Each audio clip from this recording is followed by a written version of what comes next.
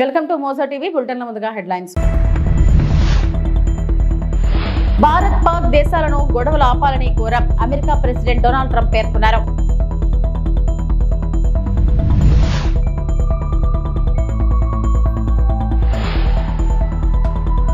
గూడూరు తహసీల్దార్ కార్యాలయంలో రెవెన్యూ అధికారులపై ఫైర్ అయిన ఎమ్మెల్యే పాసం సునీల్ కుమార్.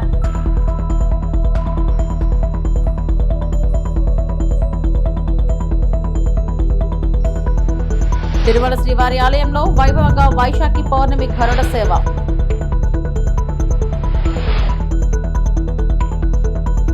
భారత్ పాక్ దేశాలను గొడవలు ఆపాలని కోరాం. ఇరు దేశాల మధ్య యుద్ధం ఆపకపోతే అమెరికా వ్యాపారం చేయదని చెప్పాం.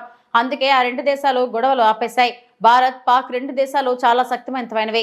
ఈ గొడవల వల్ల జరిగే తీవ్రతను అర్థం చేసుకుని ఆపేశారు అని అమెరికా ప్రెసిడెంట్ డొనాల్డ్ ట్రంప్ పేర్కొన్నారు. Let me say a few words about the historic events that took place over the last few days. On Saturday, my administration helped broker a full and immediate ceasefire, I think a permanent one, between India and Pakistan, ending a dangerous conflict of two nations with lots of nuclear weapons.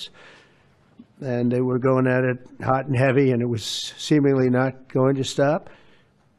And I'm very proud to let you know that the leadership of India and Pakistan was unwavering, powerful, but unwavering in both cases, and having these, they really were, from the standpoint of having the strength and the wisdom and fortitude to fully know and to understand the gravity of the situation. And we helped a lot. And we helped also with trade. I said, come on, we're going to do a lot of trade with you guys. Let's stop it. Let's stop it. If you stop it, we're doing trade. If you don't stop it, we're not going to do any trade. People have never really used trade the way I used it. That I can tell you. And all of a sudden they said, I think we're going to stop. Operation Sindoor గురించి జాతిని ఉద్దేశించి ప్రసంగిస్తూ ఉగ్రవాదానికి వ్యతిరేకంగా భారతదేశం యొక్క వైఖరిని ప్రధానమంత్రి మోడీ నొక్కి చెప్పారు. మెరుగైన ప్రపంచానికి కీలకం శూన్య సాహసమని వాదించారు. శాంతి కోసం పాకిస్తాన్ తన ఉగ్రవాద మౌలిక సదుపాయాలను కూల్చివేయాలని ఆయన హెచ్చరించారు. ఉగ్రవాదం మధ్య చర్చలు జరపకూడదనే భారతదేశ వైఖరిని స్పష్టం చేశారు. మరియు ఇటీవల నిరూపించబడినట్లుగా శాంతి మరియు పురోగతిని నిర్ధారించడానికి బలమైన భారతదేశం యొక్క అవసరాన్ని నొక్కి చెప్పారు. हमारी सबसे बड़ी शक्ति है. निश्चित तौर पर ये युग युद्ध का नहीं है, लेकिन ये युग आतंकवाद का भी नहीं है. टेररिज्म के खिलाफ जीरो टॉलरेंस, ये एक बेहतर दुनिया की गारंटी है. साथियों, पाकिस्तानी फौज, पाकिस्तान की सरकार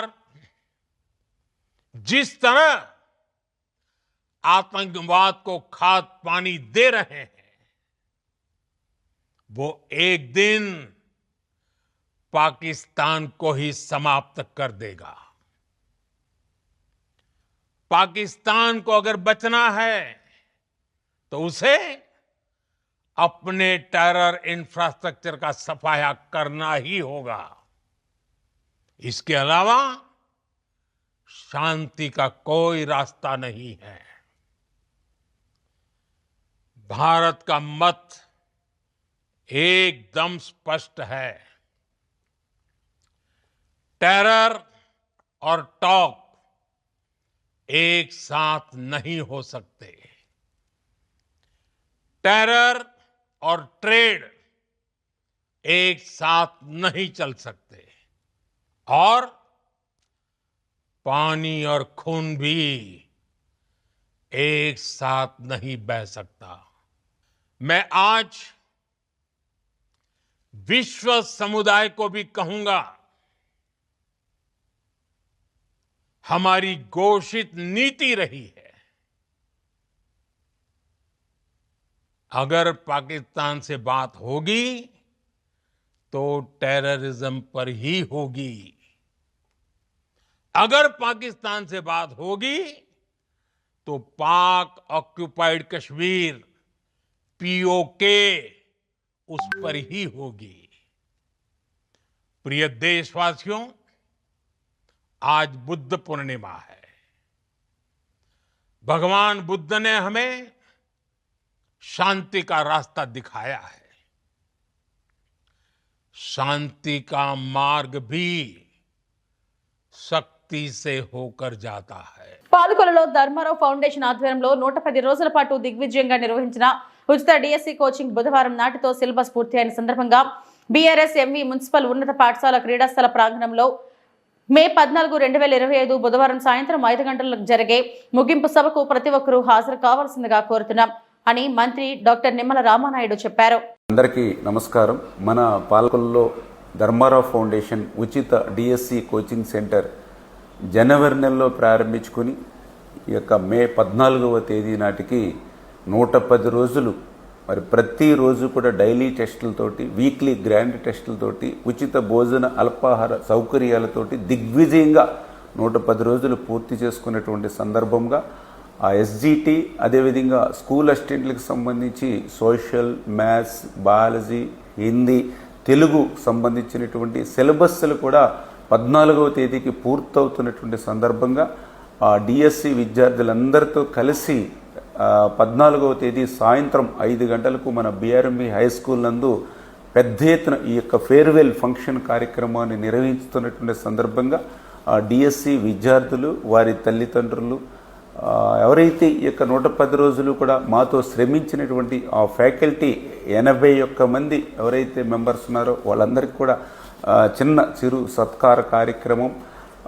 ఈ యొక్క కార్యక్రమం అనంతరం కూడా మన ప్రగతి కోచింగ్ సెంటర్ పూర్ణ గారు అత్యంత శ్రమించి రేపు ఎగ్జామ్స్లో ఏదైతే చేస్తామో అటువంటి బిట్స్ అన్నింటినీ కూడా అటు ఎస్జిటి కానీ, అదేవిధంగా ఇటు సోషల్, తెలుగు, మ్యాథ్స్, బయాలజీకి సంబంధించి ఆ బిట్స్ బ్యాంక్ ఏదైతే తయారు చేస్తారో అవి కూడా ఆ స్టూడెంట్స్కి రేపు ఆ సెట్ కూడా ఉచితంగా ఇచ్చేటువంటి విధంగా ఈ యొక్క కార్యక్రమం అనంతరం కూడా అంటే రేపు ఎగ్జామ్స్ని మీరు అటెంప్ట్ చేసేంత వరకు కూడా 14వ తేదీ తర్వాత కూడా 2 రోజులు స్టడీ, 1 రోజు ఎగ్జామ్ అనేటువంటి విధంగా ఒక షెడ్యూల్ కూడా రూపొందించుకుని రేపు ఎగ్జామ్స్లో మంచి మార్కులతోటి మళ్ళీ డిఎస్సిలో మీరు సెలెక్ట్ అయ్యేంత వరకు మీకు వెన్నట్టు ఉండేటువంటి విధంగానే షెడ్యూల్ రూపొందించామని చెప్పి తెలియజేసుకుంటూ తప్పనిసరిగా 14వ తేదీ సాయంత్రం 5 గంటలకు బిఆర్ఎం స్కూల్లో జరిగేటువంటి యొక్క ఉచిత డిఎస్సి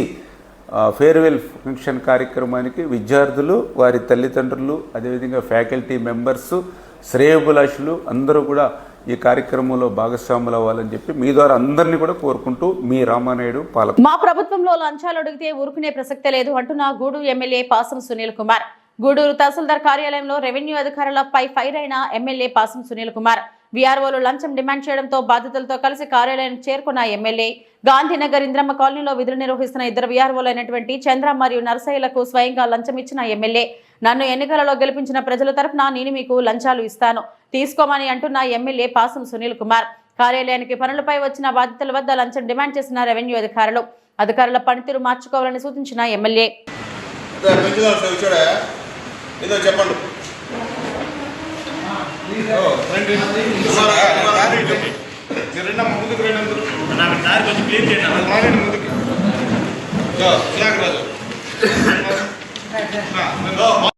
సబ్ కలెక్టర్ గారికి చెప్తాను.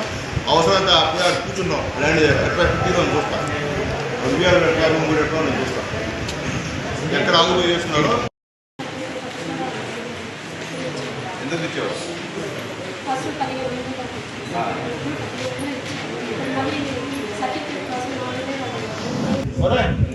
చెప్పితే ఫోటోలు తీస్తా, మళ్ళీ ఫోటోలు తీస్తా. ఏం చేయాలి మీకు మండ గ్రాంట్ రాదా? ఏం చేశారు? ఏం వాటర్ చెప్తే కదా నాకు కూడా చెప్పాలి కదా, నాకు చెప్పరా? ఎమ్మెల్యేకి రెస్పాన్సిబిలిటీ లేదా? అదే చెప్పండి. మీరు వచ్చిన తర్వాత ఎక్కడెక్కడ వాటర్ ఇప్పుడు చాలా దగ్గర నీటి ప్రాబ్లం, మీరు ఏడ పెట్టారు చెప్తే అది చెప్తే నాకు మల్లికార్జున నాయుడు నేను మాట్లాడలేదు, మీరు మాట్లాడలేదు. ఇట్లా చేయడం వల్ల ఉపయోగం లేదు. ఎందుకంటే నేను ఫ్రాంక్గా మాట్లాడుతున్నా, చాలా ఉన్నాయి. చేసేదాన్ని అవి చేసుకోండి. అంతేగాని నిరుపేదలు, దరిద్రులు, అసలుకి స్వీపర్ పని చేసేవాళ్ళు డబ్బులు అంటున్నానంటే అంతకన్నా నేను ఆ డబ్బు తిన్నా మీకు కూడా మంచిది కాదు. అది ఆ పేదవాళ్ళ డబ్బు తింటే అది మీకు కూడా భగవంతుడు ఆ డబ్బు కూడా మీరు ఉండేడు. అది గుర్తుపెట్టుకోమని చెప్పి అందరికి కాదు కొంతమందికే మిగతా వాళ్ళు కూడా మాట్లాడలే. అది ఎవరు డబ్బులా డిమాండ్ చేస్తామో వాళ్ళ మాట్లాడుతున్నాం. అట్లాగే ఇచ్చాము, ఇంకా కూడా ఇష్యూస్ ఉన్నాయి. కొత్తగా ఒక 5 సెక్రటరీలకి వీఆర్ఓ లేదని చెప్పి కూడా మా వాళ్ళు చెప్తున్నారు. దాన్ని కూడా ఎంఆర్ఓ గారు ఒకరిని నియమించి కూడా రిక్వెస్ట్ చేస్తున్నాం. అలాగే డౌన్ కూడా కొత్త అతన్ని కూడా నియమించి చెప్పాం. రాజేశ్వరు మీరు కొత్తగా ఎక్కడ ఇబ్బంది లేకుండా అందరికీ పొజిషన్ రూల్ ప్రకారం పొజిషన్ మనం కోరుతున్నాం. అట్లాగే గాంధీనగర్లో, ఇందిరానగర్లో ఎక్కడన్నా సరే ఒక్కొక్కరు 5, 6, 20 పట్టాలు ఆగిపోయి చేస్తున్నారు. అవన్నీ కూడా ఎంక్వైరీ పెట్టండి. అది ఎవరైనా కావచ్చు, ఏ పార్టీ వాళ్ళైనా కావచ్చు, తీసేయమని చెప్పి ఎంఆర్ఓ గారికి రిక్వెస్ట్ చేస్తున్నా. అవన్నీ కూడా మీకు కూడా చెప్తున్నా, వీఆర్ అందరూ కూడా వెరిఫై చేయండి. ఏం ములాదు లేదు. ఎమ్మెల్యే చెప్తాం, వాళ్ళకి చెప్తాం అంటే మీరేం మొహమాట కూడా పడద్దు. ఏం ఇబ్బంది లేదు. మేము ఎప్పుడు అట్లా ఏదో పనులు అట్లా ప్రోత్సహించుకోవడం లేదు. కాబట్టి నికరంగా మాట్లాడి నీకు 5 నాకు పంచుకుంటే మాత్రం అందరూ ఇబ్బంది అయిపోతుంది. మాకే మా పార్టీ నాయకులు కూడా మొహమాట లేదు. ఎవరన్నా ఒకటే ఒకే కాదు, కేసులు కూడా పెట్టిస్తాం. మళ్ళీ కూడా చెప్తున్నా, కేసులు కూడా పెట్టిస్తాం. దాంట్లో రుణం మాడకూడదు. కాబట్టి దయచేసి అట్లాంటి ఏమైనా ఉంటే సరెండర్ చేసింది ఎంఆర్ఓ గారు. ఎవరన్నా సరే ఏ పార్టీ నాయకులు అట్లా పెట్టుకోవాలంటే మాత్రం గౌరవంగా చెప్తున్నాం.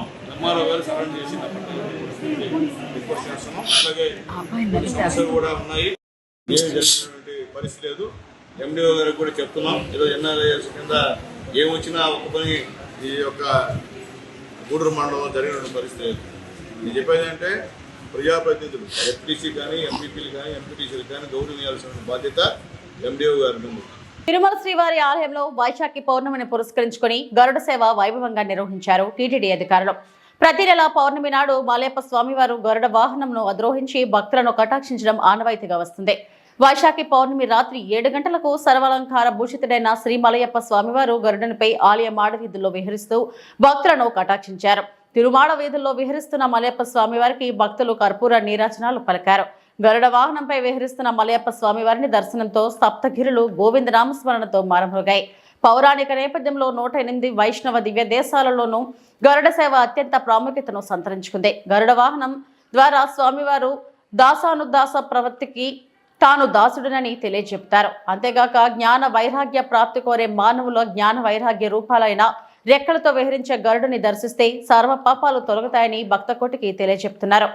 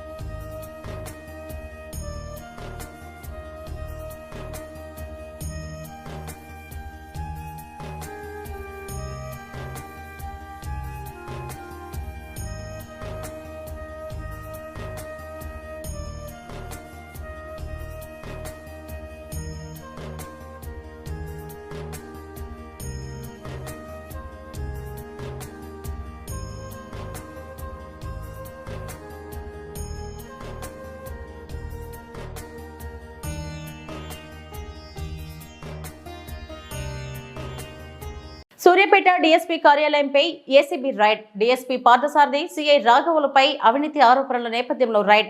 ఇటీవల నిబంధనలకు విరుద్ధంగా నడుస్తున్న ఓ స్కానింగ్ ను సీజ్ చేసిన వైద్యాధికారులు సదరు స్కానింగ్ సెంటర్ నిర్వాహకులపై క్రిమినల్ కేసులు నమోదు కాకుండా 25 లక్షలు డిమాండ్ చేశారని డీఎస్పీ సీఐలపై ఆరోపణలు. లంచం డిమాండ్కు సంబంధించిన ఆధారాలు ఏసీబీ అధికారులకు సమర్పించిన స్కానింగ్ సెంటర్ నిర్వాహకులు ఆధారాలు రుజువు కావడంతో డీఎస్పీ పార్థసారథి, సీఐ రాఘవులపై కేసు నమోదు. రేపు డీఎస్పీ సీఐలను ఏసీబీ కోర్టులో హాజరుపరచనున్న రైడ్ చేసిన అధికారులు. Good evening to all. ఈ నెల ఫస్ట్ వీక్లో మా దగ్గరికి ఒక అతను కంప్లైంట్ ఇవ్వడానికి వచ్చాడు. ఆ కంప్లైంట్లో ఏముంది అంటే అతను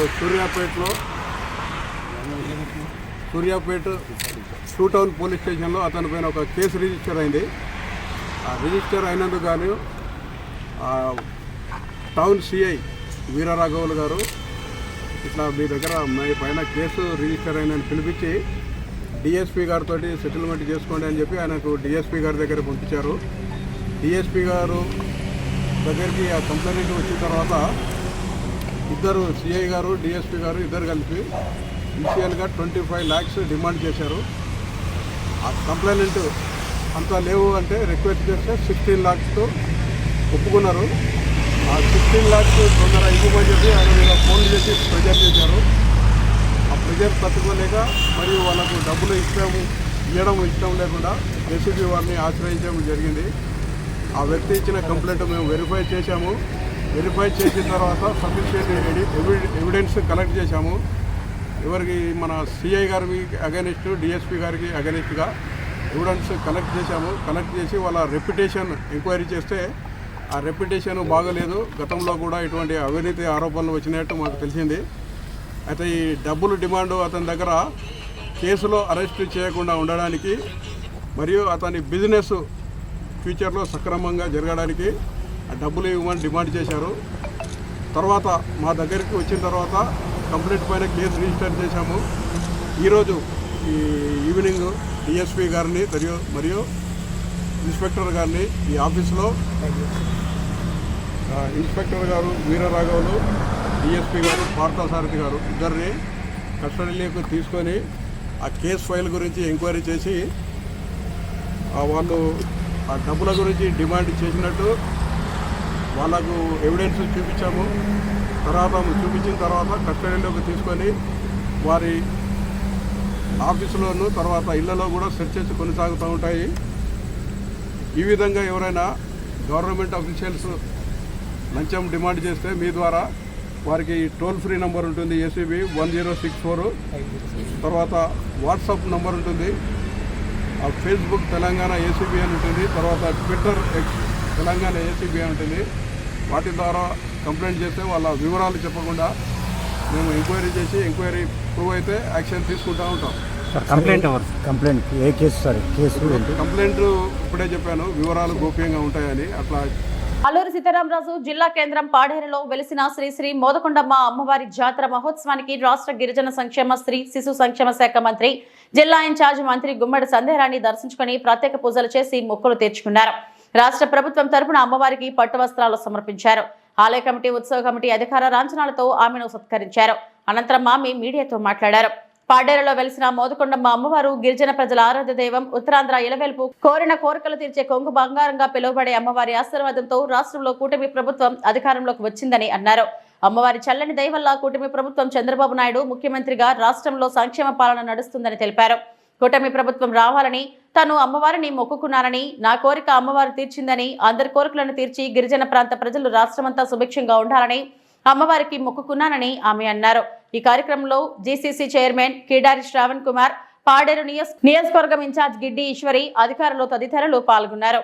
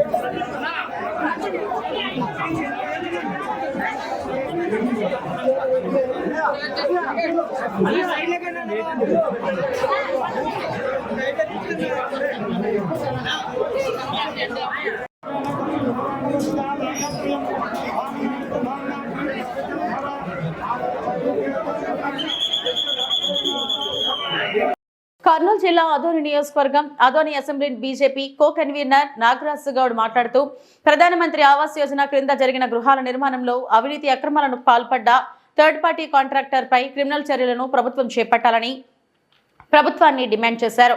మంగళవారం ఆదోని మున్సిపాలిటీ పరిధిలోని నిర్మాణంలో ఉన్న ప్రధానమంత్రి ఆవాస్ యోజన పథకం కింద జరుగుతున్న గృహాల నిర్మాణ పనితీరును పరిశీలించేందుకు బీజేపీ నాయకులు బృందం వెళ్లింది. ఈ సందర్భంగా వారు మాట్లాడుతూ కాంట్రాక్టర్ ప్రభుత్వానికి సమర్పించిన లెక్కల ప్రకారం 2558 గృహాలు నిర్మాణం పూర్తయినట్లు చూపుతున్నప్పటికీ ఒక్క గృహం కూడా నివాసయోగ్యంగా లేవని ఆరోపించారు. గృహాల నిర్మాణం అంతా కూడా పూర్తిగా నాసిరకంగా జరిగిందని ఎద్దేవా చేశారు. ఈ కార్యక్రమంలో councillor Suresh, BJP north central మండలాల అధ్యక్షులు మహదేవ్, నాగార్జున, కిరణ్ తదితరులు పాల్గొన్నారు. కొమ్ము కోయడానికి, కొమ్ము మోసేందుకు ఏదైనా అధికార యంత్రాంగము పనిచేస్తుందా అని సందర్భంగా నేను ప్రశ్నిస్తున్నాను. చూడండి, నిరుపేదల కోసము 2,50,000 రూపాయలు కేంద్ర ప్రభుత్వం ఇస్తే నిర్మాణానికి వాడినటువంటి మెటీరియల్, నిర్మాణానికి వాడినటువంటి సిమెంటు, నిర్మాణానికి వాడినటువంటి ఇసుక, నిర్మాణానికి వాడినటువంటి ఇసుక బెడ్డ అన్నీ కూడా నాణ్యత లోపంగా ఉన్నటువంటి పరిస్థితి ఈరోజు ఇక్కడ మనం చూస్తున్నాం. అదేవిధంగా వేసినటువంటి ఆ టాప్ అన్నీ కూడా వంకర టింకరగా ఉన్నాయి. వీటి మీద అప్రూవల్ ఇవ్వాల్సినటువంటి అధికారులు చూసి చూసినట్లు వివరించినటువంటి సందర్భం వల్లనే ఇవన్నీ కూడా జరిగాయని మా దృష్టికి వచ్చాయి. కాబట్టి గత ప్రభుత్వంలో ఎవరైతే ఈ ఇళ్ల నిర్మాణంలో హస్తం ఉన్నటువంటి అధికారులందరినీ కూడా బేషరతుగా విచారణ చేసి వాళ్ళందరినీ కూడా సస్పెండ్ చేయాలని భారతీయ జనతా పార్టీ డిమాండ్ చేస్తుంది. ఎందుకంటే నిరుపేదల కోసము, నిరుపేదలందరికీ కూడా ఇల్లు నిర్మించాలని ఏదైతే ప్రధానమంత్రి గారి కళ ఉందో ఆ కళను నెరవేర్చకుండా ఆ కళకు వ్యతిరేకంగా పనిచేసినటువంటి అధికార యంత్రాంగం అందరి మీద కూడా బేషరతుగా క్రిమినల్ కేసులు పెట్టి, అదేవిధంగా ఎవరైతే కాంట్రాక్టర్ ఉన్నారో, ఎవరైతే లబ్ధిదారుల తరఫున మేము ఇల్లు కట్టిస్తామని ముందుకు వచ్చినటువంటి కాంట్రాక్టర్ ఈరోజు అసలు నాణ్యత లోపంతో మనం చూస్తున్నాం. ఈ బిల్డింగ్ చూస్తే చూడండి, అన్ని ప్యాచులే. ఈ డోర్ దగ్గర డోర్ పెట్టి 4 చేసి 3 నెలలు అయింది. ఈ డోర్ దగ్గర మూలలో చూడండి సిమెంట్ ఇట్లా కొడితే పడిపోయేటువంటి పరిస్థితి ఈరోజు కనిపిస్తుంది. అంటే ఎక్కడ చూసినా అసలు పూర్తి స్థాయిలో పూర్తిగా అధికార యంత్రాంగము దీని మీద మోనిటరింగ్ చేయాల్సినటువంటి అధికారుల యొక్క విఫలం వల్లనే ఇది జరిగిందని గత ప్రభుత్వంలో మా భారతీయ జనతా పార్టీ తరఫున ఆరోపిస్తున్నాం. కాబట్టి గత ప్రభుత్వంలో ఉన్నటువంటి హౌసింగ్ అధికారులు ఎవరైతే ఉన్నారో, కింది స్థాయి అధికారి నుంచి పీడీ వరకు, జిల్లా స్థాయిలో పీడీ ప్రోగ్రామ్ డైరెక్టర్ వరకు కూడా అందరినీ కూడా బాధ్యులుగా ఈ యొక్క ఇళ్ల నిర్మాణంలో చేయాల్సిన అవసరం ఎంత ఉంది. కాబట్టి వెంటనే ఈ యొక్క ఆదోనిలో, ఎస్పెషల్ ఆదోనిలో జరిగిన ఇళ్ల నిర్మాణంలో, థర్డ్ పార్టీ ద్వారా జరిగిన ఇళ్ల నిర్మాణంలో అవినీతి అక్రమాలకు పాల్పడినటువంటి అధికార యంత్రాంగంతో పాటు కాంట్రాక్టర్ని కఠినంగా శిక్షించాల్సింది ఎంతైనా అవసరం ఉందని భారతీయ జనతా పార్టీ డిమాండ్ చేస్తుంది. కావున ఆ దిశగా ప్రస్తుతం ఉన్నటువంటి కూటమి ప్రభుత్వంలో ఉన్నటువంటి అధికారులందరూ కూడా ఆదోనిలో జరిగిన నిర్మాణాల పైన, ఆదోనిలో జరిగినటువంటి ఇళ్ల నిర్మాణంలో జరిగినటువంటి అవకతవకలు అయితే ఏవైతే ఉన్నాయో, ఈ స్కామ్ అయితే ఏదైతే ఉందో, ఈ స్కామ్ మీద వెంటనే అవసరమైతే సిబిఐ విచారణకు కూడా సిఫారసు చేసి ఈ యొక్క నిర్మాణంలో పూర్తి స్థాయిలో విచారణ జరిపి ఎవరైతే దోషులు ఉన్నారో వాళ్ళందరి మీద కూడా కఠినంగా శిక్షించాల్సిన అవసరం ఉందని భారతీయ జనతా పార్టీకి సందర్భంగా డిమాండ్ చేస్తున్నాం. నా పేరు నాగరాజు గౌడ్, భారతీయ జనతా పార్టీ ఆదోని అసెంబ్లీ. ఇప్పటివరకు నా బులెటిన్ అప్డేట్స్. నమస్తే.